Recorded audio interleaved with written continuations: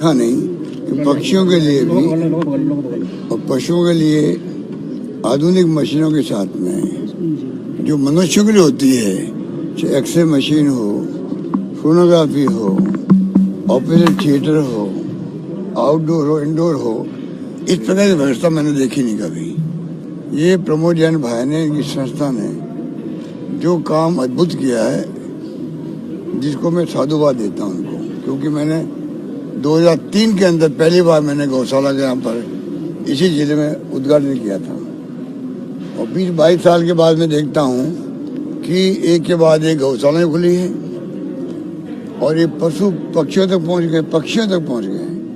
पक्षियों का जिस रूप में आधुनिक तरीकों से वहाँ मैंने देखा इंतजाम, कैसे ऑपरेशन के पहले, उसके ऑपरेशन के दौरान, ऑपरेशन के बाद में किस प्रकार से रिकवरी हो, वहाँ तक की व्यवस्था कभी देखी नहीं पक्षियों के लिए भी। तो आप कल्पना कर सकते हो कि वो व्यक्ति काम कर सकता है जिसमें जीव दया हो, जिसमें पशु पक्षियों के प्रति प्रेम हो, वो ये काम कर सकता है। और बाकी गौशालाओं का, नंदी गौशालाओं का वो तो काम आप जानते हो कि हमारे मंत्री के रूप में भी पूरे प्रदेश के अंदर जो सैंक्शन करवाई है 1,56,00,000 रुपये नंदियों के लिए, कैसे मतलब ब्लॉक तक बन सके। किस प्रकार से गौशालाओं के अनुदान जो है हम लोग नंदीशालाओं को तो पूरे वर्ष दे रहे हैं, निसर्जन जो पशु है उनको भी पूरे साल मिलेगा अनुदान, और गौशालाओं को 9 महीने मिलना बहुत बड़ी बात है। ये तमाम काम राजस्थान में हो रहे हैं, मुझे इस बात का गर्व है। पूरे प्रदेशवासियों की जो भावना है उसी के अनुरूप यहाँ पर हमारी सरकार भी काम कर रही है। पहली बार हिंदुस्तान में हमने गायों के लिए पहले निदेशालय बनाया, उसके बाद वो विभाग बना।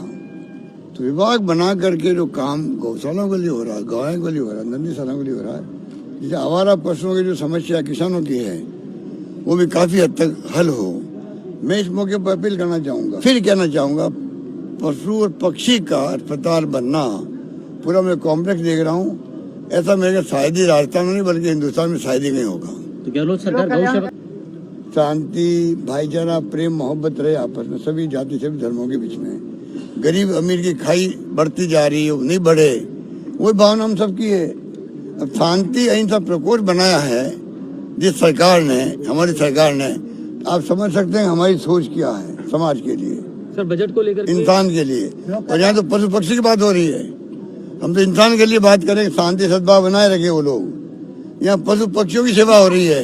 तो पूरे मिला के मैं समझता हूँ राजस्थान मॉडल स्टेट की जो हम बात करते हैं, वास्तव में जो हमने बजट में घोषणाएं की अभी, उसके बाद में कोई बात बचती नहीं है। हमारे बजट को कोई रिसर्च करे कोई, तो हिंदुस्तान में मैं समझता हूँ कि अब हर राज्य के लिए एक नजीर बनेगी हमारा बजट, ये मैं कह सकता हूँ। आप उम्मीद कर सकते हैं कि राजस्थान किस दिशा में जा रहा है।